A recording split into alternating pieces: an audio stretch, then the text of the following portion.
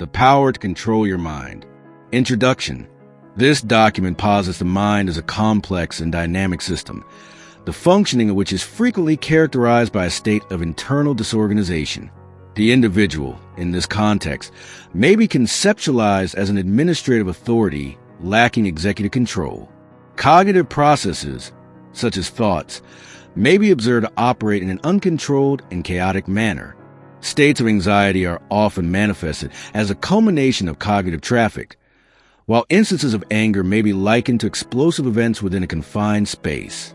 Despite the mind's inherent potential, its perpetual state of internal tumult has been found to preclude the individual from experiencing a state of genuine contentment or effective functionality. The current psychological condition of a significant portion of the populace is marked by an uninterrupted flow of mental noise, encompassing repetitive recollections of past errors and speculative apprehensions regarding future events.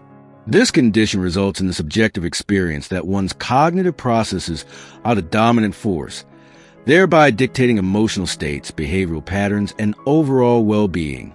Individuals may be observed to react impulsively, to be unduly influenced by emotional states, and to become entrenched in cyclical patterns of stress and negativity.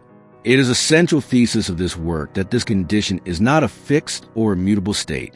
The publication entitled The Power to Control Your Mind does not advocate for the attainment of a state of mindlessness.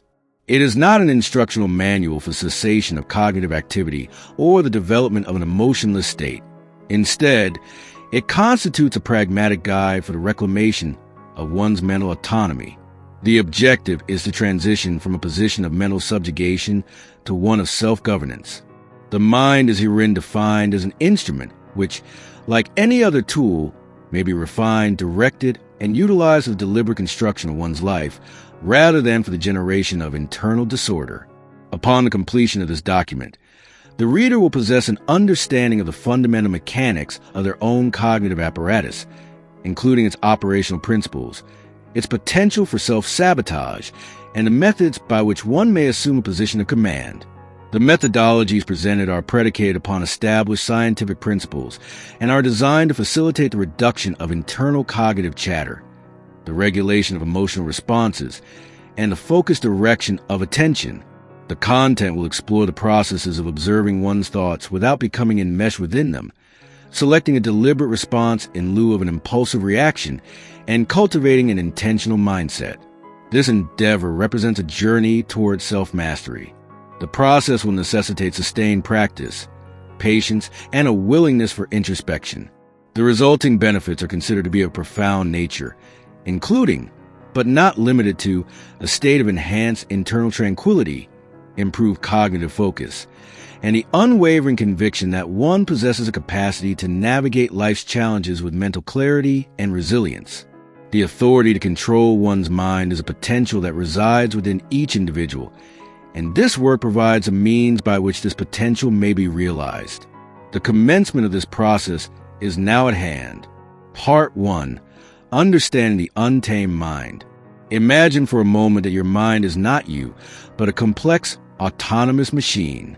For most of us, this machine runs on its own, churning out thoughts, memories, and worries without our conscious direction. This part of the book is about understanding this machine.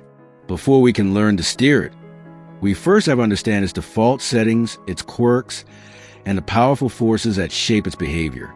Think of this as the user manual you never received for your own brain. Chapter 1. The Mind's Default Mode. Our brains are incredible problem-solving machines. They are constantly trying to anticipate threats, conserve energy, and make sense of our world. But what happens when there are no immediate problems to solve? Most people assume the mind simply goes quiet. The reality is quite the opposite. When you're not actively focused on a task, whether you're in the shower, on a walk, or lying in bed, your brain defaults to a restless, wandering state. This is the state of the default mode network, DMN. This network is a collection of brain regions that become active when we're not engaged in a specific task. Its job is to think about the past, fret about the future, and engage in social comparisons. It's the engine behind what's often called the monkey mind, a constant, chattering stream of thoughts that jumps from one idea to the next without a clear purpose. It's like a monkey swinging wildly from branch to branch, unable to settle down on a single thought. The DMN is the reason you might find yourself reliving an embarrassing moment from high school while washing dishes, or worry about a project that's due in a month while driving to work. It's always on, constantly rehearsing old conversations and generating new fears. The problem isn't that these thoughts exist. It's that we often get swept away by them, treating every fleeting idea as an urgent command or profound truth. The tyranny of rumination and worry. The most common output of the default mode network is rumination and worry. Rumination is a tendency to obsessively think about negative events from the past. It's that constant replay button in your head, dwelling on mistakes, perceived slights, or what you should have said. Rumination is a mental trap because it tricks you into believing you're solving a problem when you're actually just reliving the pain. It's like picking at a wound and expecting it to heal. The more you ruminate, the deeper the neural pathway becomes, making it even easier for your mind to travel down that road next time. Worry, on the other hand, is the mind's anxious rehearsal of future disasters. It's a series of what are scenarios that rarely, if ever, come to pass. You may worry about a presentation, about what a friend thinks of you, or about an impending financial stressor. Worry gives you the illusion of control, the feeling that by thinking about a problem, you are somehow preparing for it. But often, it's just a circular loop of unproductive anxiety that drains your mental and physical energy. Both rumination and worry are deeply rooted in our evolutionary history. Our ancestors' survival often depended on their ability to anticipate threats and learn from past mistakes. The brain that constantly scanned the horizon for danger and replayed every social cue was the brain that lived to see another day. However, in the modern world, this powerful survival mechanism has become a misfire. Our minds are still on high alert. Even when there are no tigers in the bushes or storms on the horizon, this constant state of mental preparedness is a significant cause of chronic stress and anxiety. Our minds are built to solve problems, but when they can't find any real ones, they start inventing them. The key takeaway from this first chapter is simple but crucial. Your mind's default state is not a reflection of your personality or a sign of weakness. It is a biological process. You are not a ruminator or a worrier by nature. You are simply the owner of a powerful machine running on its default setting. The good news is that you can override these settings. You can learn to be the conscious director of your thoughts, and the next chapter will show you how. Chapter 2, The Two Systems of Thinking. To truly understand how our minds operate, we need to look at how we make decisions and form beliefs. Think about your own day. When you wake up, you don't have to consciously think about how to stand or walk. You instinctively know how to make coffee, and you can drive a familiar route while lost in thought. But if you're asked to solve a complex puzzle or plan an intricate project at work, your mind shifts gears. It slows down, becomes more focused, and requires significant effort. Psychologist Daniel Kahneman, in his groundbreaking book Thinking, Fast and Slow, popularized the idea that our brains operate on two distinct systems. System 1 is your mind's fast, automatic, and emotional pilot. This is a part of your brain that works without you needing to think about it. It's a genius at pattern recognition and quick judgments. System 1 is responsible for the instant feeling of trust you get when meeting someone new, the way you immediately know the answer to 2 plus 2, and your gut reaction when a car suddenly swerves in front of you. It's the engine of intuition and impulse, and it relies on mental shortcuts and ingrained biases to make thousands of decisions a day with incredible efficiency. The downside of this speed is that System 1 is prone to errors and biases. It works so fast that it often jumps to conclusions, filling the gaps with assumptions instead of facts. For example, System 1 is where confirmation bias lives, the tendency to search for, interpret, and favor information that confirms our pre-existing beliefs. It's also where emotional reasoning takes place, making us believe something is true simply because it feels true. System 2 is your mind's slow, deliberate, and logical commander. This system is what we typically associate with thinking, It's the part of your mind that solves a complex algebra problem, carefully weighs the pros and cons of a job offer, or works through a difficult moral dilemma. System 2 is methodical and requires effort. When you're learning a new skill, like driving a stick-shift car or playing a musical instrument, you're almost exclusively using System 2. Because System 2 is so taxing, our brains are hardwired to use it as little as possible.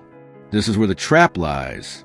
We often believe we are making logical, well-thought-out decisions, but in reality, our fast-acting System 1 has already made the call, and System 2 simply provides a justification after the fact. We rationalize a purchase we made on a whim, or defend an emotional outburst with fabricated logic. The goal of gaining mental control is not to eliminate System 1, which would be impossible and undesirable, but to learn to recognize when it is in control and to intentionally engage System 2 when it matters most. The techniques we will explore in the coming chapters are designed to do exactly that. They will help you create a mental pause, a small but powerful gap in time and space between a stimulus and your reaction. This pause is a critical moment when you can choose to override the fast, automatic instincts of System 1 and consciously engage the deliberate, logical power of System 2. The first step to controlling your mind is to understand its dual nature. It is not a single entity, but a dynamic partnership. Your journey to self-mastery begins with learning how to direct that partnership, ensuring that the right system is in charge at the right time. Chapter 3. The Brain Plasticity and Your Power. For a long time, scientists believed that the adult brain was a static, unchanging organ. This view led to a pervasive and limiting belief that we are stuck with the minds we were given.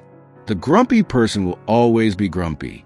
The anxious person is destined to be anxious. But today, we know this is completely false. The brain is incredibly adaptable and can change and reorganize itself throughout your entire life. This ability is called neuroplasticity. To understand neuroplasticity in simple terms, think of your brain like a vast network of roads and highways. Every time you think a thought or perform an action, you're traveling a particular road. The more you repeat that thought or action, the wider and more established that road becomes. For instance, if your default is to worry about money, a neural pathway has been forged between the concept of money and the feeling of anxiety. Every time you worry, you are driving down that road, paving it, and adding more lanes. Over time, it becomes a multi-lane superhighway, a default route your mind takes with very little effort. Conversely, roads you don't travel on fall into disrepair. An old and used road gets overgrown with weeds and eventually disappears. This is the use it or lose it principle of the brain. The neural connections you repeatedly use become stronger, more efficient, and more automatic. The connections you ignore and neglect become weaker and eventually get pruned away. This is the most powerful and hopeful concept in this entire book. It means that you are not a helpless victim of your past habits. You are the architect of your own brain. You have the ability to consciously build new roads and let the old, unhelpful ones fade away. For example, if you consciously choose to practice gratitude every day, you are building a new neural pathway. At first, it might feel like a bumpy dirt road, slow, difficult, and unnatural. But with each repetition, you lay down a new layer of asphalt. Soon, it becomes a paved road. With continued practice, it can become a new superhighway for positive, grateful thinking, making it the new default. Neuroplasticity works on a cellular level. When neurons in your brain fire together, they wire together. This means that when one neuron sends a signal to another, the connection between them becomes stronger, making it easier for them to communicate in the future. By intentionally directing your thoughts, focus, and actions, you're directly influencing the physical structure of your brain. You are literally reshaping the pathways that govern your habits, emotions, and reactions. This is not a theoretical concept. It's a proven reality. Studies have shown that people who learn a new skill, like juggling or playing an instrument, experience measurable physical changes in their brains. Similarly, Individuals who engage in regular mindfulness and meditation practices show changes in brain regions associated with attention and emotion regulation. The techniques we will explore in the next section are not just mental tricks. They are tools for actively rewiring your brain. You will learn to star the old negative superhighways of attention and consciously build new, more productive ones. The power is in your hands. You may have inherited a mind with some default settings you don't like, but you have the power to change them. The rest of this book is your guide to doing exactly that, one thought and one action at a time. Part 2. The Core Principles of Mental Control. The preceding discourse has established a conceptual framework for the understanding of cognitive function and its unregulated tendencies. This section shall now transition from a theoretical exposition to a procedural methodology, delineating the fundamental techniques prerequisite for the acquisition of self-regulatory control over the human mind. The principles herein are considered foundational skills, the mastery of which is requisite before their application to specific cognitive challenges. It is posited that these principles facilitate a fundamental reorientation of the individual's relationship with their internal cognitive processes, thereby enabling the individual to operate as a deliberate director of their subjective inner world rather than as a passive recipient of its contents. Chapter 4. The Power of Observation, Mindfulness. Prior to the exercise of cognitive control, it is a fundamental prerequisite to cultivate an awareness of one's mental state. The majority of human cognitive processes and behavior responses occur through an automated, unconscious modality. Instances such as a subjective state of anger or a sensation of anxiety are not infrequently experienced as direct manifestations of one's being, rather than as transient phenomena. The initial and most critical action for the achievement of mental self-regulation is the establishment of a psychological distance from one's own thoughts. This is the practice of mindfulness. Mindfulness, in its most elementary definition, is the non-judgmental awareness of the present moment. This is in direct contradiction to the common misconception that it involves the eradication of all thought, an objective which is considered unattainable. Instead, the practice entails the cultivation of the capacity to observe one's thoughts and emotional states as they emerge, without becoming immersed within their content. The individual adopts a perspective analogous to that of a scientific observer in a laboratory, merely documenting observations without the inclusion of personal judgment or the desire for modification. This methodology establishes a critical psychological separation between the individual, who serves as the observer, and the mind, which functions as the cognitive instrument. The process of observation is a foundational step for the acquisition of knowledge concerning the subject's own internal cognitive landscape. Methodologies for mindful awareness. The following methodologies or protocols are posited as elementary exercises for the commencement of a mindfulness practice. They have been formulated to be of a brief duration and are capable of being executed in any location, thereby serving to disrupt the habitual, automated cycle and facilitate a return to the present moment. The 5 Senses Walk Protocol. This is an efficacious exercise that may be performed during perambulation or even a brief stroll within a confined space. The objective is to deliberately and consciously engage each of the 5 sensory modalities, one at a time. This process serves to redirect attentional focus from internal cognitive processes to the external, physical reality of one's surroundings. Visual perception. Direct attention to an object that is typically overlooked. Note the intricate pattern of a leaf or the specific chromatic shade of green in the vegetation. Observe the subtle fissures in the surface or the manner in which ambient light is reflected. The objective is to perceive these elements as pure visual data without assigning a categorical label to them. Auditory perception. Direct focus to the various auditory stimuli in the environment. Attend to the distant hum of a vehicle, the vocalizations of avifauna, the rustling of foliage, or the sound of one's own footsteps. Listen for the distinct strata of sound without constructing a narrative or assigning a meaning. Olfactory perception. Perform a deep inhalation and identify any scents present in the atmosphere. Note the aroma of precipitation, freshly cut vegetation, or the fragrance of a nearby bakery. Be cognizant of how the scent profile may undergo modification as a result of a change in location. Tactile perception. Direct attention to the physical sensations upon the skin. Note the thermal sensations of solar warmth, the coolness of a breeze, or the tactile characteristics of clothing. Be aware of the sensation of the ground beneath one's feet and the gravitational force exerted upon the body. Gustatory perception. If ingesting food or drink, consciously savor a single morsel or sip. Note all flavors, textures, and temperatures. Attend to the experience of mastication and deglutition rather than engaging in a state of mindless consumption. Breath awareness protocol. This is the most widely adopted and efficacious mindfulness exercise. The breath is consistently present, thereby constituting a perfect anchor to the present moment.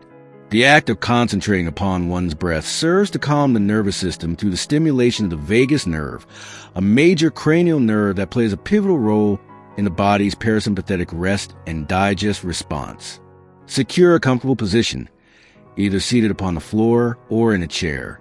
Gently close the eyes or merely soften the gaze. Direct attention to the breath and observe its natural rhythm. No attempt should be made to alter it. The objective is solely observation.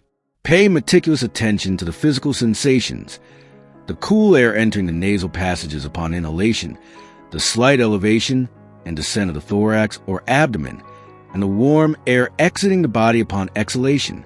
When the mind inevitably wanders, a natural occurrence, simply acknowledge the diversion of thought and gently redirect one's attention back to the breath. The action of returning is, in itself, the core of the practice. Journaling as a tool. Journaling is not exclusively a form of narrative record-keeping. It can also function as a potent mindfulness tool. The practice of externalizing one's cognitive processes onto a written medium permits a detached, objective view of the mental activity. This creates a psychological separation, allowing the thoughts to be viewed from a distance, akin to a script upon a page. Through this method, an individual may begin to discern recurring patterns, anxieties, and thematic elements that were previously unobserved due to internal preoccupation. Chapter 5. Detachment. Watching thoughts like clouds. Mindfulness provides initial awareness. Detachment provides a subsequent freedom. Once the capacity to observe one's thoughts has been established, the succeeding step involves the recognition that these thoughts do not constitute an intrinsic part of one's being. This is a conceptual distinction between the observer's self and the thinking self. The thinking self is the incessant, subjective narrative consisting of thoughts, opinions, and judgments. It is the noisy occupant within the vehicle of consciousness. The observer self is the quiescent operator, whose function is merely to witness the ongoing stream of consciousness. The objective is not to silence the occupant, but rather to cease the identification with the occupant. A metaphorical representation of this concept is the observation of one's thoughts as clouds passing in the sky. Some may appear dark and tempestuous, while others are light and ethereal. Some may assume the form of a familiar visage, while others resemble a passing animal. An individual would never perceive a cloud and state, "I am that cloud." Similarly, one's thoughts drift into and out of awareness, but they are not an immutable component of one's identity. A procedural protocol for reframing negative self-talk. This principle is most efficacious when applied to negative internal narratives, which are frequently a source of considerable psychological distress. Thoughts such as, "I am a failure" or "I am not adequate" are not factual statements. They are merely cognitive constructs. The application of detachment enables the reframing of these narratives, thereby neutralizing their potency. The following is a simple procedural protocol. Identification of the thought. Intercept a negative thought as it emerges, such as, "I am a failure," following a minor error. Acknowledgement of the thought. Rather than becoming overwhelmed, acknowledge the thought by internally stating, "I am currently experiencing the thought that I am a failure." This simple declarative statement is a powerful act of separation, reclassifying a thought from a component of one's identity to an object of observation. Formulation of a detachment statement. Reframe the thought in a manner that establishes separation between the individual and the thought. For example, it is noteworthy that my mind is presenting the thought that I am a failure, or this is a thought that my mind has produced, but it is not a factual representation. This process places a critical psychological distance between the individual and the thought, thereby diminishing its power. It is not necessary to engage in a debate with the thought, to accept its validity, or to act upon it. One may simply allow it to pass, akin to a cloud in the sky. Chapter 6. Conscious Response, Not Reaction. The renowned psychiatrist and Holocaust survivor, Viktor Frankl, articulated a profound principle. Between stimulus and response, there is a space. In that space is our power to choose our response. In our response lies our growth and our freedom. This statement encapsulates the entire philosophical framework of this volume. The majority of human behavior is characterized by a state of reactivity. A verbal slight from a colleague elicits an immediate, unthinking response of anger. The onset of an alarm clock triggers an automated reflex to postpone its function. Conscious control is defined by the cultivation of this space. Practical steps for the creation of a pause. The objective is to interrupt the automated cognitive loop of System 1 and to engage the deliberate faculties of System 2. The STOP, Tactical Intervention Protocol. This is a rapid, insighted technique that may be employed during any moment of heightened emotional arousal. S. Stop. Cease all current actions or verbal communication. Freeze for a brief temporal interval. T. Take a breath. Execute a slow, deep, conscious inhalation.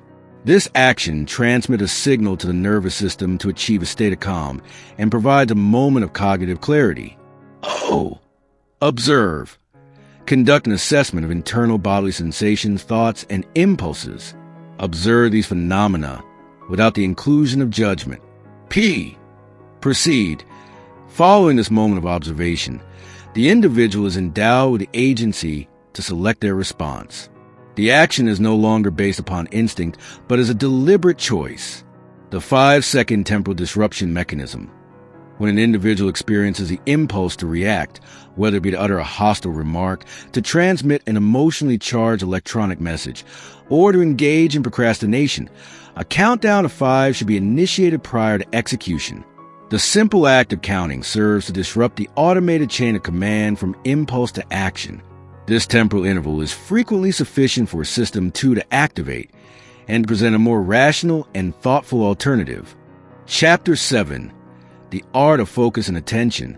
An unregulated mind is a mind characterized by a state of cognitive fragmentation. In a contemporary environment, human attention is in a constant state of siege from digital notifications, social media platforms, and myriad digital distractions. The achievement of true mental control is not merely the management of negative thoughts. It is a deliberate direction of one's attentional resources toward a desired locus. This capacity constitutes a skill, and like all skills, it may be strengthened through consistent practice. The fallacy of multitasking. For a considerable duration, the capacity to multitask was lauded as an indicator of heightened efficiency. However, the reality is that multitasking is a fallacy. The activity, colloquially referred to as multitasking, is more accurately termed task switching, a process which is profoundly inefficient. The human brain does not execute multiple tasks concurrently. Rather, it rapidly oscillates its attention between tasks. Each oscillation incurs a cognitive cost, necessitating the re-engagement with a new task, the recall of its prior state, and the disengagement from the context of the preceding task.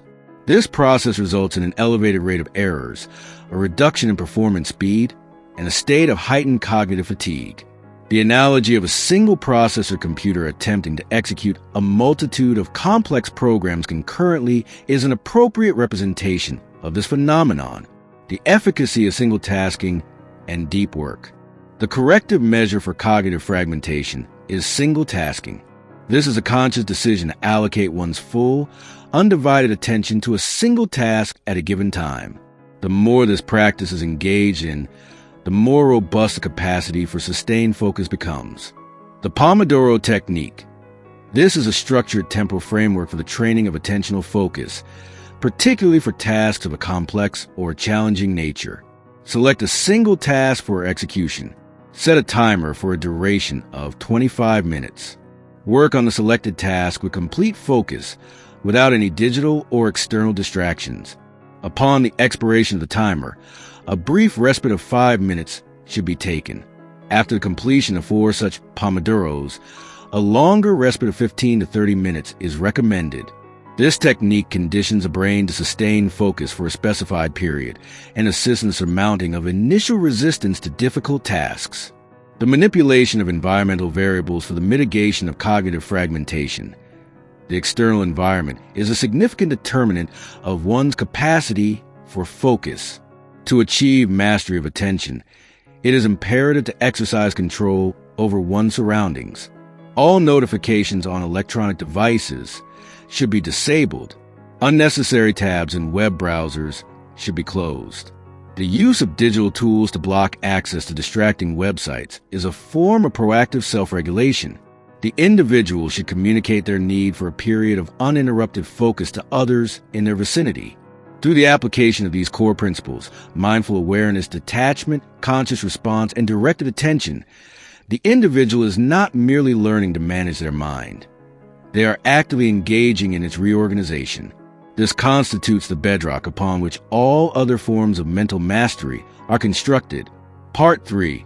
Applying mental control to key life areas. In Part 2, you learn the foundational principles of mental mastery: observation, detachment, conscious response, and focused attention. These are the tools you will use to build your mental fortress. Now, in this section, we will take these tools and apply them directly to the key areas of your life where they will have the most significant impact. You will learn how to use your newfound skills to conquer anxiety, manage difficult emotions, overcome procrastination, and cultivate a truly positive mindset. Chapter 8. Conquering anxiety and stress. Anxiety and stress are not just feelings. They are a physiological and psychological loop. Your mind, operating on its default setting, anticipates a threat. This anticipation triggers your body's fight or flight response, an ancient survival mechanism designed to protect us from physical danger. Licensed by Google, the sympathetic nervous system goes into overdrive, releasing stress hormones like cortisol and adrenaline. Your heart rate increases, your breathing becomes shallow, your muscles tense, and blood is diverted from non-essential functions like digestion to your limbs, preparing you to either fight the threat or run from it. This physical reaction then sends a signal back to your brain, confirming that you are, in fact, in danger, which makes your mind generate even more anxious thoughts. This is the mind's fear factory, and it operates on a feedback loop that can be difficult to break. This loop is fueled by a process called catastrophizing, where your mind takes a single negative thought or event and spins it into a worst-case scenario. For example, a minor mistake at work becomes a fear of being fired, which then becomes a fear of financial ruin, and so on. This isn't a conscious, logical process. It's a powerful, automatic reaction driven by the amygdala, the brain's alarm center. Your prefrontal cortex, the home of your logical system 2 thinking, gets hijacked by the noise, leaving you feeling helpless. Techniques for disrupting the loop. Fortunately, you now have the tools to intervene. By using the principles of mindfulness and conscious response, you can disrupt this loop and calm your nervous system. Breath work for calming the nervous system. Your breath is the single most powerful tool you have for directly influencing your nervous system. When you are anxious, your breathing is short and shallow. This erratic breathing pattern reinforces the danger signal to your brain. By consciously changing your breath, you can signal to your body that you are safe and trigger the parasympathetic nervous system, which is responsible for the rest and digest state. The long exhale in particular is what stimulates the vagus nerve, a key component of the system. A longer exhale lowers your heart rate and signals to your brain that the perceived threat has passed. The 4-7-8 breath. Inhale quietly through your nose for a count of 4. Hold the breath for a count of 7. Exhale completely through your mouth, making a whooshing sound for a count of 8. Repeat this a few times. This technique, developed by Dr. Andrew Weil, forces your nervous system to calm down, slowing your heart rate and redirecting your focus. Cognitive restructuring to challenge anxious thoughts. Anxiety often feeds on irrational or exaggerated thoughts. Cognitive restructuring is the process of using your system 2 mind to challenge the faulty logic of your system 1 fears. This technique is about becoming a detective of your own mind, searching for facts rather than accepting a fear-based narrative. Step 1. Identify the thought. When you feel anxiety, pause and identify the specific thought causing it. Write it down in a single sentence. For example, a social anxiety thought might be, if I go to this party, I won't have anything to say, and everyone will think I'm boring and awkward. Step 2. Challenge the evidence. Now, put on your detective hat and look for evidence. Ask yourself, what evidence do I have that this is true? Have I been to a party before where I had nothing to say? Is there any evidence that people will specifically think I'm boring? Then, consider counter-evidence. What evidence do I have that this is not true? Maybe I'll find a single person to talk to. Maybe it's not about being the life of the party, just about showing up. Step 3. Reframe the thought. Based on your findings, create a new, more realistic and balanced thought. It doesn't have to be overly positive, just more accurate. For example, it's possible I'll feel a bit awkward at the party, but it's also possible I'll have a good conversation. My goal is just to attend and be open to the experience. This process forces your mind to move from an emotional, reactive state to a logical, deliberate one, and it helps you to regain control over the narrative. Grounding and visualization for a positive outcome. When anxiety is intense, sometimes you need to get out of your head entirely. Grounding techniques bring your attention to the present moment, anchoring you to reality. The 5-4-3-2-1 method is a simple and effective grounding exercise. 5. Acknowledge 5 things you can see. 4. Acknowledge 4 things you can feel. 3. Acknowledge 3 things you can hear. 2. Acknowledge 2 things you can smell. 1. Acknowledge 1 thing you can taste. This redirects your attention from the swirling thoughts in your head to the physical reality of your surroundings. Beyond the 5-4-3-2-1 method, you can use a physical anchor. This is any object you can hold and focus on to ground yourself. A smooth stone, a stress ball, or even your car keys can serve this purpose. By focusing on its texture, weight, and temperature, you anchor your mind to the physical world, breaking the chain of anxious thought. Your mind also can't tell the difference between a vividly imagined event and a real one. By using visualization, you can create a positive mental rehearsal that changes the emotional charge around an upcoming event. Close your eyes and vividly imagine the anxious event going well. See yourself calm, confident, and articulate. Feel the sense of accomplishment and relief. Do this for a few minutes each day leading up to the event. This exercise begins to build a new, positive neural pathway in place of the anxious one. Chapter 9. Controlling your emotions and building resilience. Anxiety isn't the only emotion that can feel out of control. Anger, frustration, and sadness can all feel overwhelming. Gaining control over your emotions is not about suppressing them. It's about understanding them and choosing a wise response. This is the essence of emotional intelligence, EQ, which is often a more accurate predictor of success and happiness than raw intellect. EQ is a combination of 2 key skills: understanding and managing your own emotions, and understanding and influencing the emotions of others. Managing anger and frustration.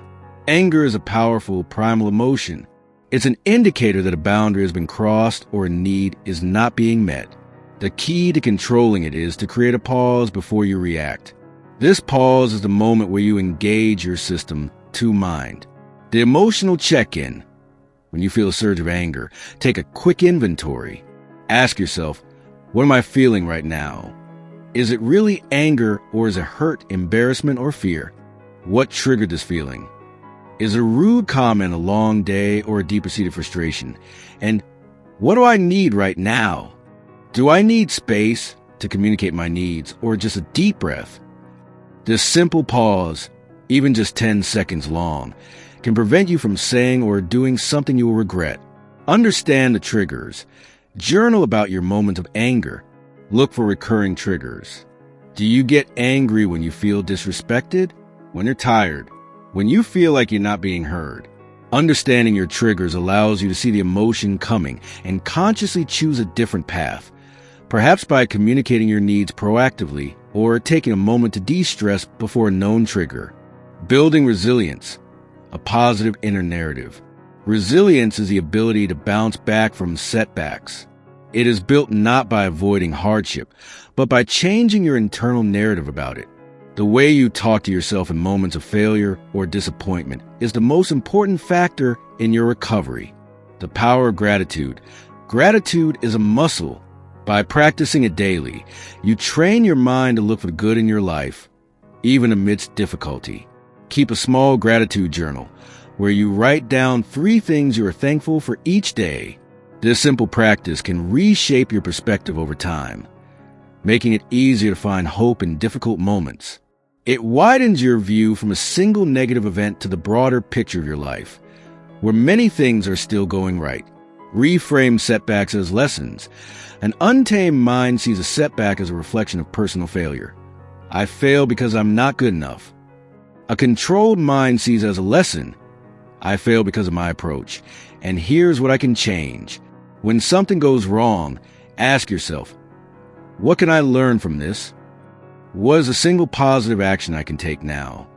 This shifts your focus from rumination to constructive action. Chapter 10.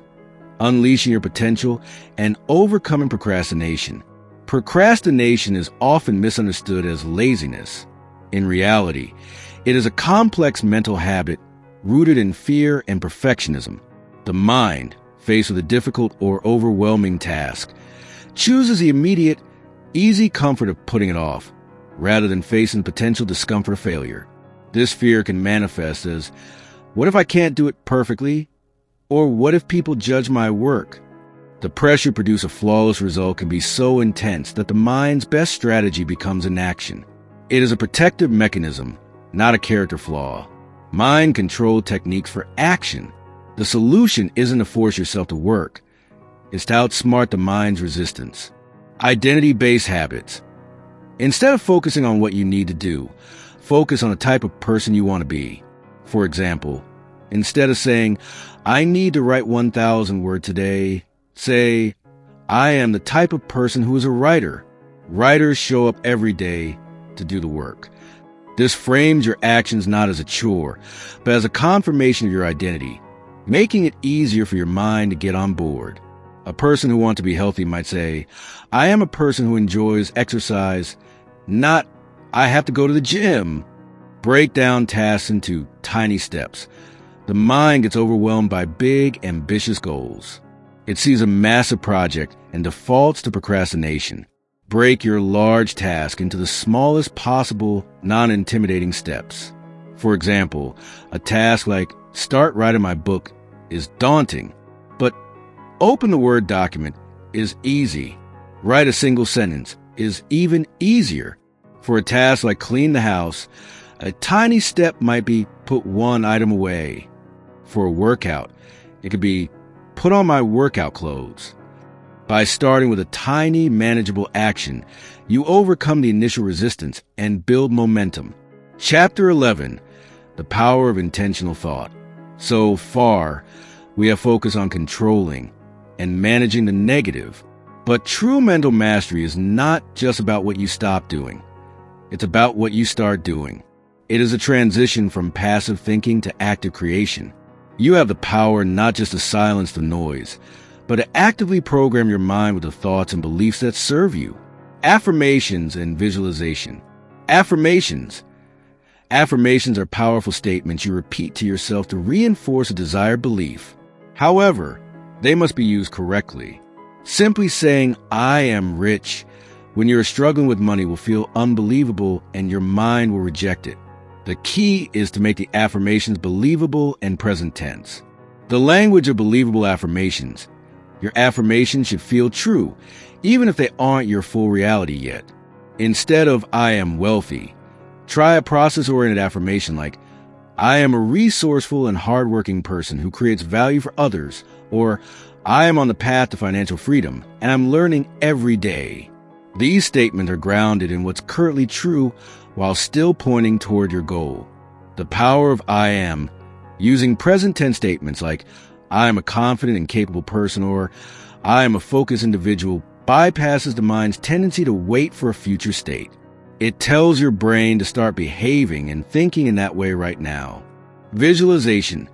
Visualization is a powerful tool that uses your imagination to train your mind for success. Close your eyes and vividly imagine yourself already having achieved your goal. For example, if your goal is to land a new job, don't just imagine a job offer. Instead, imagine yourself walking into the office on your first day, feeling confident and competent.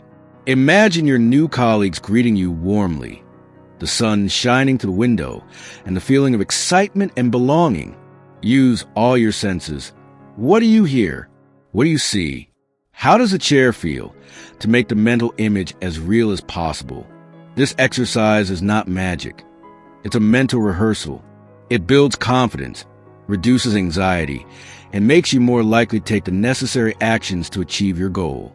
By combining the principles of mental control with intentional thought and practice, you are not just managing your mind.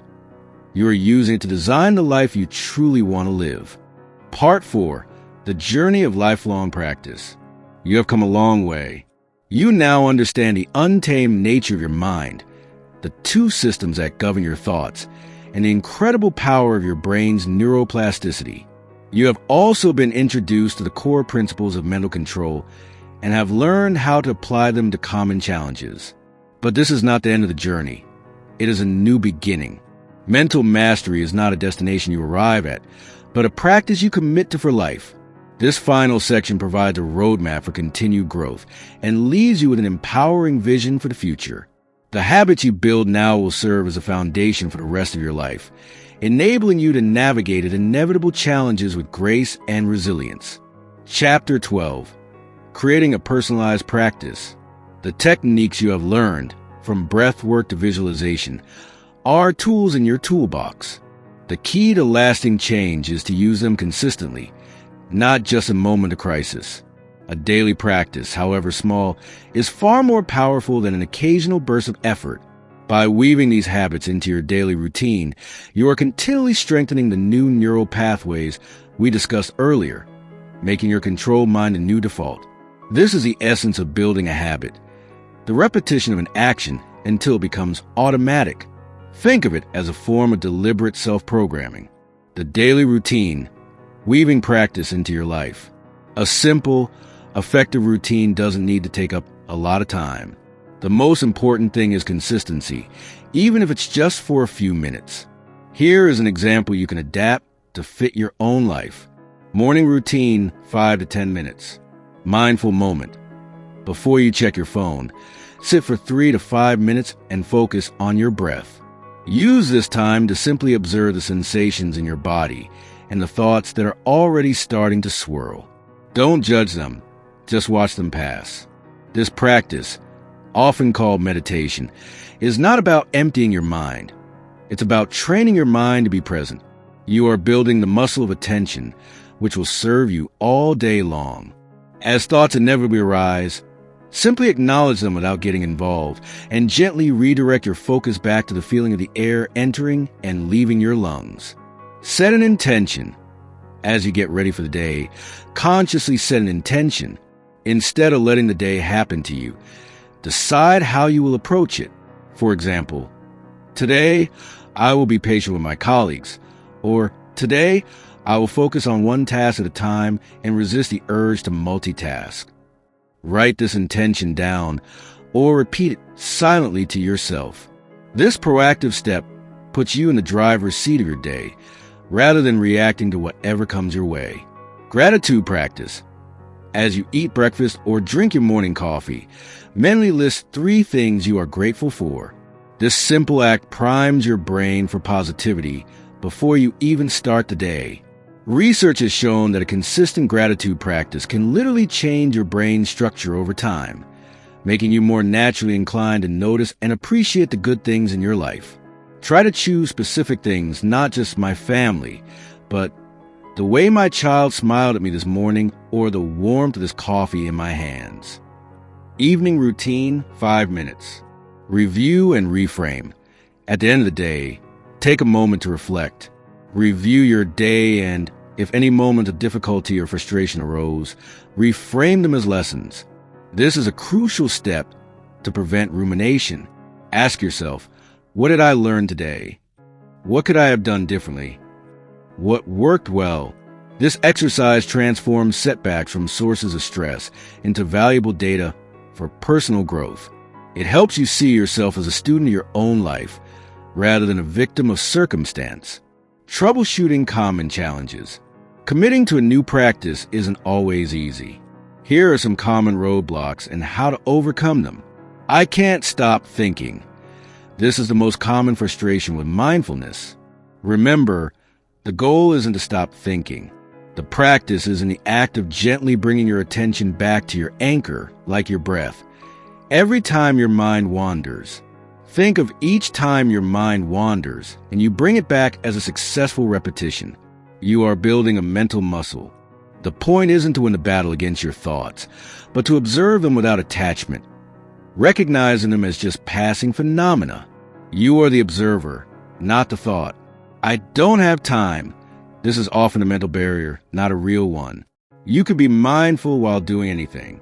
A 5-minute breath awareness exercise on your commute, a mindful walk to the bathroom at work, or a moment of mindful eating during your lunch break are all opportunities. The key is to start small. A 1-minute mindful pause is a powerful act of self-care and a signal to your mind that you are serious about this practice. It's about finding tiny pockets of time and using them deliberately, not waiting for a perfect hour that may never come. I'm not doing it right. There is no right way to practice. The only wrong way is to not practice at all. Be kind to yourself. Some days will be easier than others. If you miss a day, don't spiral into self-criticism. Just start again the next day. The journey is about progress, not perfection. Chapter 13, Your Mind, Your Masterpiece. You now have the tools to live a life of intention and peace. You understand that your mind default is a chaotic stream of thoughts, but you also know that you can choose to become the conscious director. Let's briefly recap the key principles you have learned. Observation. You have learned to become an impartial witness to your thoughts, emotions, and bodily sensations.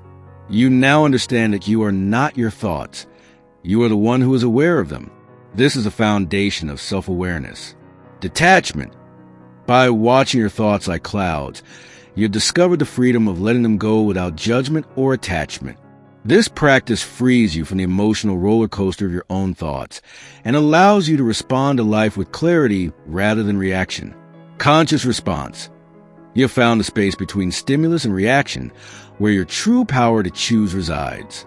You can now pause, breathe, and choose a path that aligns with your highest self rather than being controlled by impulsive emotions. Intentional thought. You have moved from passively receiving thoughts to actively creating them, using affirmations and visualization to program your mind for success and resilience. You have learned that your thoughts are not just a reflection of reality.